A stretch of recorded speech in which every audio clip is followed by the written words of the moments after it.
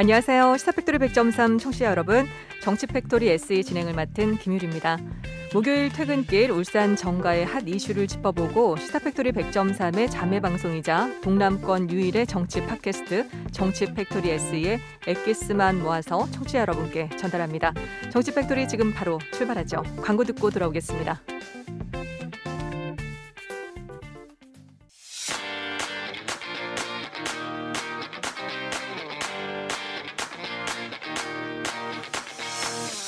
정치적 책임을 묻는다. 시사 팩토리 100.3 목요일 코너. 정치 팩토리.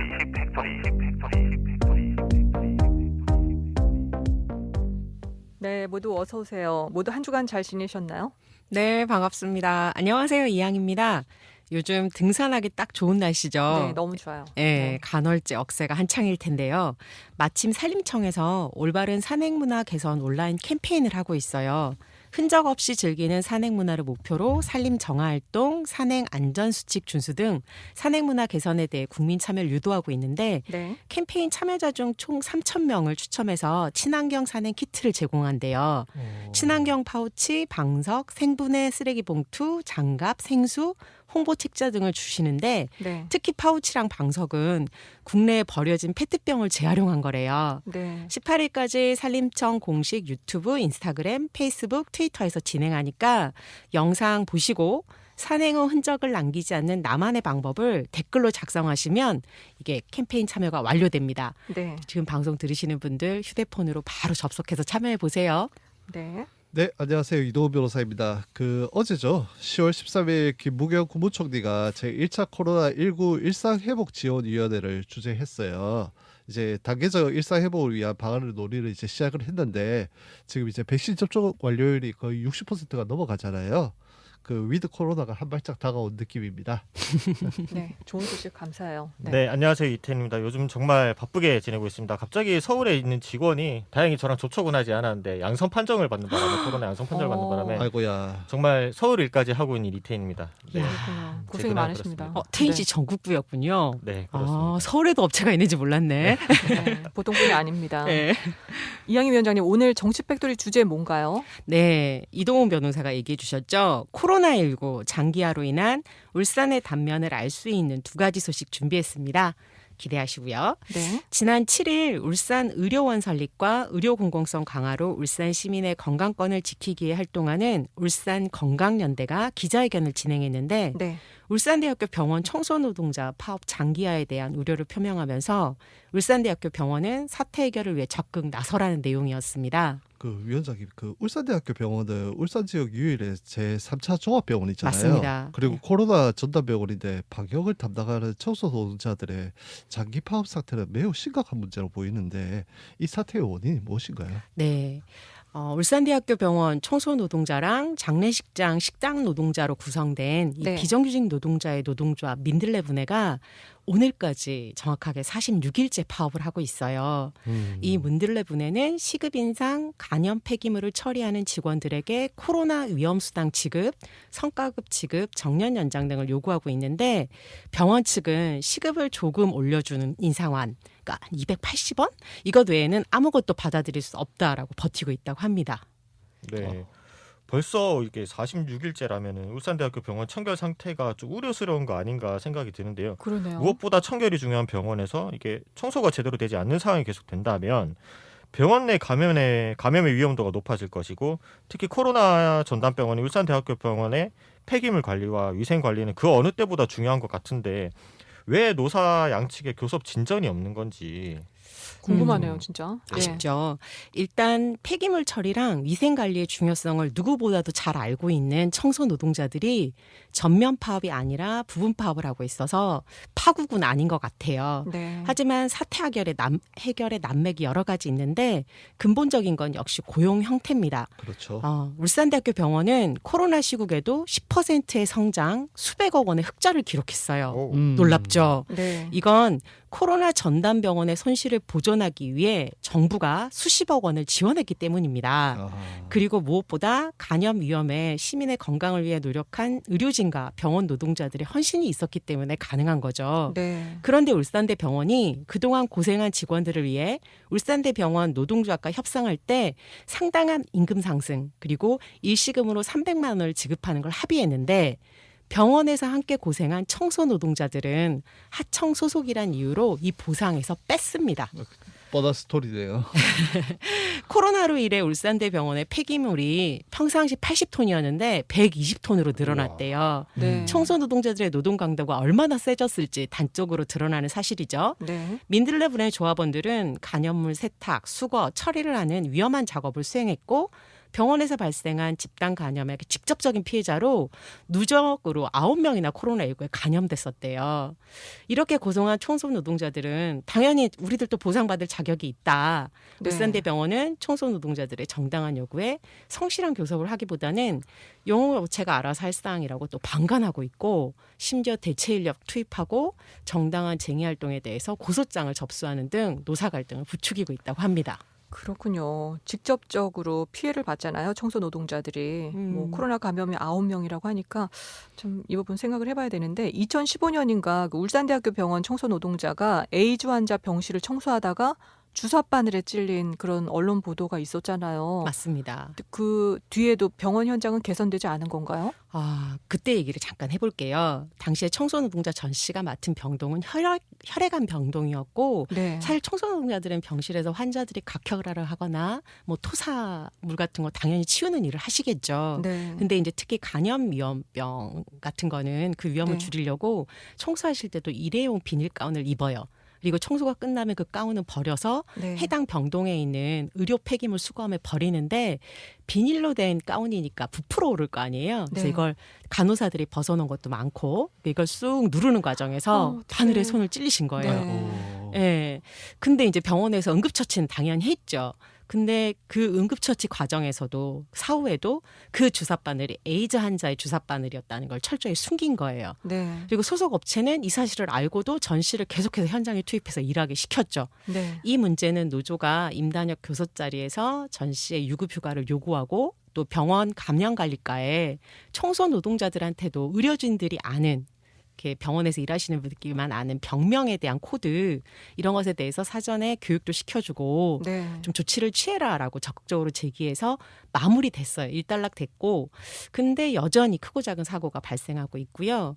안타깝게도 최근에 울산대학교 병원에서 폐기물 처리 업무를 담당하는 남성 노동자 3명이 코로나 환자들의 폐기물을 처리하다가 모두 다 감염됐어요. 아이고야. 근데 노동조합은 당연히 안전장비 지급을 지속적으로 요구했겠죠. 네. 예, 의료진하고 비슷하게 청소 그렇죠. 노동자들한테 네, 해달라. 네. 그래서 원청에서는 지급할 수 있다 이런 입장이었는데 하청업체 사장님이 업무 효율이 떨어진다고. 안전장비 다 갖추고 일하면 작업 효율 떨어진다는 이유로 네. 안전장비 지급을 생략하고 현장에 투입해서 일을 계속 시켜가지고 네. 결국 3분 모두 다 감염돼서 2분은 생활치료센터, 1분은 이제 울대병원에서 입원 치료하시고 네. 지금은 이제 다행히 완치되셔서 현장에 복귀하셨다고는 합니다. 아이고 그렇군요. 울산대학교 병원은 단순히 수익만 추구하는 사기업이 아니고 시민의 건강을 책임지는 최상급 종합병원이잖아요. 맞습니다. 물론 하청업체에서 업무 효율이 떨어진다라고 울산대병원이 뭐 그렇게 이야기를 한 건 아니겠지만은 이 부분에 대해서 하청업체에 대한 감시도 되게 필요해 보이는데 조금 맞습니다. 하청업체에서 했다라고 자신들의 책임을 방기하는 태도로 보이는 것 같은데 여기에 대한 근본적인 해결책은 없는 건가요?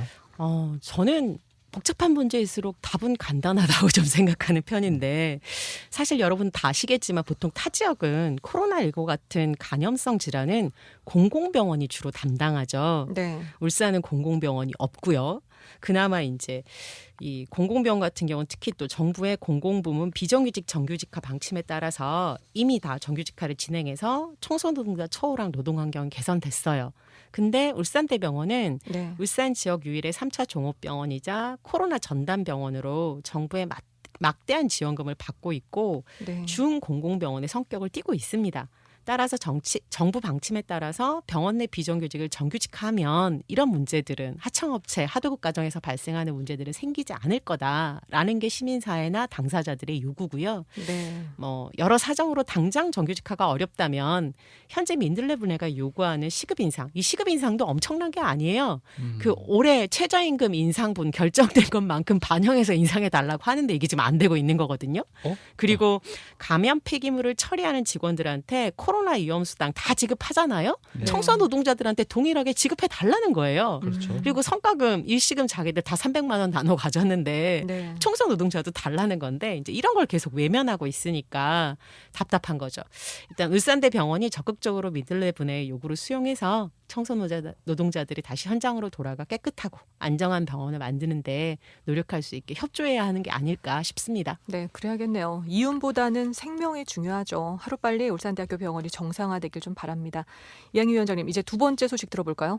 네, 코로나19 장기화로 또 하나의 단면 중에 하나가 네. 여러분들 다들 잘 아시는 축제랑 행사가 줄줄이 취소되는 모습인 것 같아요. 그렇죠. 정말 이거 많잖아요.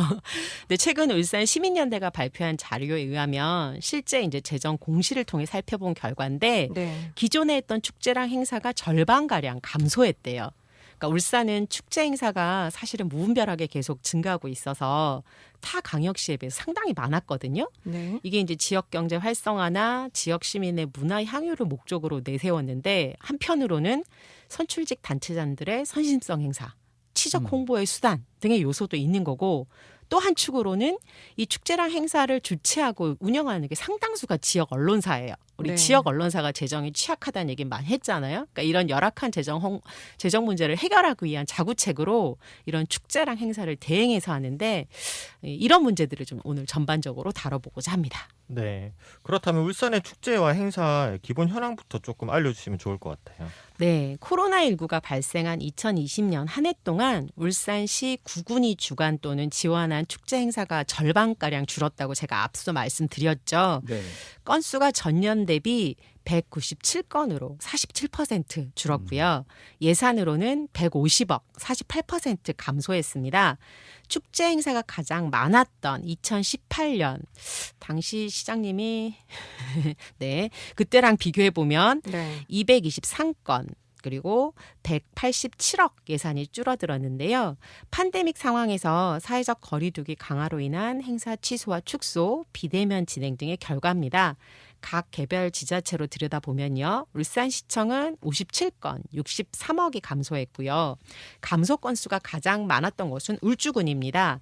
56건, 27억이 감소했고요. 감소율이 가장 컸던 곳도 남구, 37건, 64.9% 그리고 39억 원. 예산 대비 74%가 줄었습니다. 그러니까 울산은 이렇게 축제 행사 지출 비용이 가장 높은 지역으로 전국 1위예요. 전국 아, 1위였어요. 네네. 오. 질적 재고 필요성과 고만고만한 사업들의 무분별하게 팽창해왔다는 점에서 이번 기회를 통해 좀 양질 전환의 계기로 삼을 필요가 있다라는 게 시민사회의 제언이고요. 저희가 예전에 이런 비슷한 거를 한번 다뤄본 적이 있는 것 같아요. 제 기억에도. 네네. 워낙 고질적인 문제니까 네. 각종 축제나 행사 취소 등으로 지역 이벤트 업체나 문화예술인의 생계 문제가 발생했다는 점은 또 한편으로 우리가 중요하게 봐야 될 지점인데 그쵸. 네. 코로나 상황에서 해당 직종에 대한 직접 지원 확대에도 질적 전환을 통한 다양한 방식의 지원도 모색되어야 할 것 같습니다.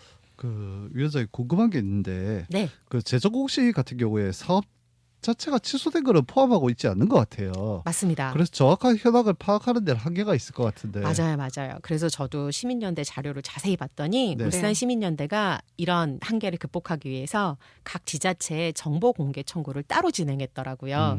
그래서 재정 공시에서 누락되거나 포함되지 않았던 부분들을 다 반영해서 분석하고 평가한 보고서를 냈는데 예산 집행 후의 취소, 비대면 진행 이런 것들을 다 개별 정보 공개 청구를 통해서 확인했다고 해요. 네. 근데 각 지자체 재정 공시의 경우에 축제 행사를 적시하는 기준이 일률적이지 않고 또 적시해야 될 안전지식 경연대회 같은 거는 또 제외하고 그러니까 작성 기준이 명확하지 않은 점도 있고 네. 예산 집행의 투명성이나 알 권리 확보 그리고 낭비성 예산 집행에 대한 시민 감시를 하는 애초의 목적과 달리 좀 대국민 정보 전달에 부실하거나 또는 왜곡하고 있는 건 아닌가라는 평가가 좀 눈에 띄더라고요. 네. 그래서 다소 한계는 있는데 울산 시민연대 분석에 따르면 코로나19로 인한 사회적 거리두기가 강화되면서 네. 예산 집행 후 취소된 사업은 12건으로 7억 9천만 원. 그리고 조선해양축제처럼 행사 개최에 임박해서 사회적 거리두기 상향되면서 취소된 사업, 비대면 진행된 사업은 41건으로 59억에 달했다고 합니다. 네. 좀 일찍이 경험해오지 못한 상황에서 새로운 온라인 방식으로 시민소통과 만남의 접점을 찾는 측면도 있는데 또 한편으로는 행사 취지나 프로그램 그리고 시민과의 접점 형성에 얼마나 부합했는지에 대해서도 평가가 필요하다라는 네. 제언이 있더라고요. 대면 진행된 사업은 210건, 119억 원에 달하는데 사회적 거리두기가 좀 완화된 시점에 진행된 거고요. 야외 행사장 직접 출입을 금지하는 반면에 정작 이를 둘러싼 주변에 사람들이 밀접했던 것도 있어서 네. 좀 사회적 거리두기 방역 수칙 취지에는 어긋난 거 아닌가 이런 평가도 있더라고요. 예. 울산시 구군에서 진행되고 있는 축제 행사의 상당수는 지역 언론사들이 주최하는 경우가 좀 많잖아요. 이 현황도 좀 자세히 짚어볼까요? 네, 울산 시민연대에 의하면 사실 입법, 사법, 행정에 이어 제4의 권력이라고 불리는 언론이 네. 권력 맞아요? 김유리 아나운서? 모르겠네요, 저는. 시민 세금으로 진행하는 축제 행사 증감에 대해 지적하고 변화랑 양태를 확인해 왔는데 언론을 통한 우호적인 여론환경 조성을 깨하려는 단체장님들이 네. 또 열악한 재정 문제를 타개하기 위한 수단으로 활용할 수밖에 없는 언론사의 또 이해관계 이게 맞물려가지고 네. 계속 이런 상황이 반복되고 유지되고 있는 게 아닌가 싶어요. 위원장님 지금 CBS에서 방송하고 있습니다. 네. 제가 잠깐 나갈까요? 아유, CBS가 이래서 훌륭합니다. 팟캐스트 하고 있는 거 아니에요. 지난 2017년 김기현 시장 재임 시절의 경우를 보면 지역 언론사가 울산시 구군 전체 축제 행사 예산의 3분의 1인 99억 7천만 원을 사용했더라고요. 네. 울산시청의 경우 이 비율은 더 높아요. 축제 행사 예산 44%를 언론사가 집행하기도 했습니다. 네. 네, 시청에서 99억이라는 재정을 지원받아서 축제 행사 진행하시고 네. 또 시정에 대해서 견제와 감시 활동을 독립적으로 또 잘하고 이게 네. 됐으면 참 좋았을 텐데 점점점. 그러게요. 네.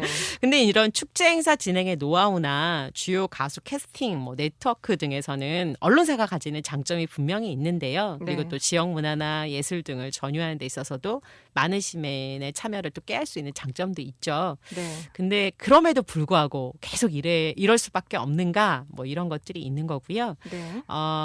코로나가 한창이던 2020년 사실 다 축소와 취소되는 상황이었잖아요. 네. 그래서 지역 언론사들은 전체 축제나 행사의 한 25%, 58개 사업에 전체 관련 예산의 36%인 62억을 집행했더라고요.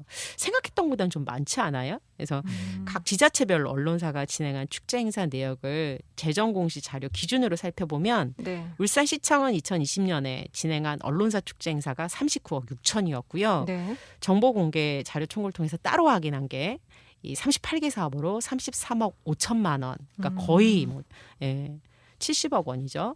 다만 네. 이 자료로도 정확하지 않아요. 왜냐하면 재정공시에 안 실린 사업 4,700만 원이 누락돼 있다는 것도 따로 확인했고요. 그래서 총 한 40개 42억 9천만 원이 편성됐다고 볼 수 있고 2017년에 비해서 김기영 네. 시장 재임 시절과는 좀 줄었지만 그럼에도 불구하고 이게 획기적인 변화인가라는 게 있고 또 하나 네. 우려스러운 건 올해 임기 말이잖아요. 네. 올해 경우 똑같은 코로나 상황인데 43개 49억 원으로 다시 늘었어요. 그러니까 임기 말에 많이 조급하신가 봐요. 네. 적극적으로 홍보해야 되는 게 많은지. 그렇군요. 하여튼 그래서 그리고 저희는 2020년 이런 예산이 한 1%도 안 들어오는 것 같아서 좀 당당할 수 있을 것 같아요. 네. 진격의 CBS. 네. 하여튼 그래서 2020년 예산 편성이랑 비교하더라도 이렇게 5개 그리고 7억 원이 증가했어요. 그래서 똑같은 코로나 방역 상황인데 올해 각 단체장들 이제 임기 말이잖아요. 네. 최대한 할 수 있는 것들을 열심히 해보려고 하는 거 아닌가 이런 생각이 좀 드는데 더 좀 살펴보면 남구청 같은 경우는 지자체 중 언론사 축제 행사 감소폭이 가장 컸어요. 그러니까 2017년 대비 2020년 축제 행사는 21개 17억 정도로 줄었는데 근데 이제 재선거, 보궐선거하고 나서 또 달라졌다라고 예상되시죠? 네, 당연히 네. 그랬습니다. 예, 서동구청장 당선된 다음에 추경에서 바로 3개의 새로운 언론사 축제 행사 편성했고요. 네. 그리고 2021년 1차 추경해서 언론사 주간의 축제 행사가 한 2억 6천만 원 새롭게 편성됐고 또 보면 정보 공개 자료 청구 자료에서 네. 이 중에 2개 사업 1억 1천만 원 또 누락한 채로 정보 공개를 제대로 안 하고 있어서 시민연대가 이 부분을 좀 지적하더라고요. 중구의 경우가 변화의 폭이 가장 적습니다. 그러니까 지자체 중 유일하게 취소된 행사가 없고 네. 다만 축소된 것 한 개를 비롯해 비대면 행사로 진행된 게 다수였는데 학성 역사 탐방 걷기 사업 이런 거는 누락돼 있어서 지적했고요. 동구 같은 경우는 조선 경기가 침체된 이후 축제 행사 예산이 대폭 줄어든 이후에 그 추세가 지속되고 있어요. 그리고 북구는 언론사 관련 사업이 1개 신설됐고요. 울주군의 경우 2017년 대비 언론사 사업은 4분의 1로 감소했고 정보 공개 청구를 통해 확인해 보더라도 편성 규모 자체가 8개 15억 편성 규모로 이전에 비해 상당히 축소되었습니다. 그렇군요. 뭐 제가 사는 울주군이 이제 언론사 주간 축제 행사가 줄었다고 하니 이게 좀 다행이다 싶으면서도 국민의 문화 욕구 해소 그리고 지역의 정체성, 즐거움 향유 등과 더 나아가 관광 자원으로서 축제는 조금 필요하지 않나라는 생각이 들기도 하거든요. 맞습니다. 근데 전 그런 고민이 필요한 것 같아요. 그러니까 울산하면 대표 축제라고 할 만한 게 떠오르는 게 있으세요? 없어요. 그러니까 그런 걸 만들어야 된다는 거죠. 그쵸. 그 부산에서는 그 영화제 하고 있잖아요. 네. 이렇게 부산 출신이라서 어깨 네. 뿜뿜인데요, 지금. 보지를 못했어요. 네. 그러니까 이렇게 전국에서 또는 세계에서 이렇게 주목할 만한 울산만의 대표 축제 이런 게 언뜻 안 떠오르잖아요. 그렇죠. 그래서 저는 코로나 시기에 다양한 이해관계 또 다양한 계기들이 만들어지고 있는데 지금 이 시기에 오히려 좀 넘어진 김에 쉬어간다고 울산의 대표 축제라는 거 할 만한 거를 좀 만드는 게 네. 필요한 거 아닌가. 그쵸. 축제 육성위원회 만들었는데 제대로 기능을 못 하고 있고요. 네. 다만 최근에 울산 문화재단이랑 울산 관광재단이 설립됐어요. 이 두 재단을 통해서 이런 장기적인 과제를 좀 제대로 만들어갈 수 있었으면 좋겠다라는 네. 생각이 좀 들고요. 네. 뭐 부산 같은 경우도 보니까 전문인가들한테 컨설팅 받아가지고 축제를 축소하고 네. 통폐합하기도 하더라고요. 그러니까 네. 이런 노력들이 필요한 거죠. 그래요. 오늘 코로나 장기화로 인한 울산의 단면, 울산대학교 병원 노동자들 이야기랑 또 축제 행사 현황 그 과제에 대해서 좀 얘기를 나눠봤는데 방송 소감 짧게 한 말씀씩 해주세요. 네, 저는 일단 문화재단에서도 이제 문화도시를 기획하는 다양한 프로그램을 하고 있는데 네. 확실히 지역의 축제가 많이 줄어든 건 사실이고 하지만 그 축제가 언론사 주관이 아닌 시민 주관으로 많이 좀 열렸으면 좋겠다라는 생각이 계속 들고 있었습니다. 네. 네. 저는 그 울산대학교 병원 노동자 이야기 관련해가지고 역시나 그 하청을 낀 그 이런 구조 자체에 이제 나오는 전형적인 문제이기 때문에 네. 이런 부분을 그 이제 주 공연성을 가지고 있는 병원이라면은 직접 고용 형태로 해결했으면 좋겠습니다. 그래요. 오늘 여기서 마무리하도록 할게요. 애플 팟캐스트, 구글 팟캐스트, 팟빵, 유튜브에서 정치 팩토리 SE 검색해서 찾아 들으실 수 있습니다. 오늘 노래는 못 듣겠네요. 우리 모두 여기서 안녕. 안녕.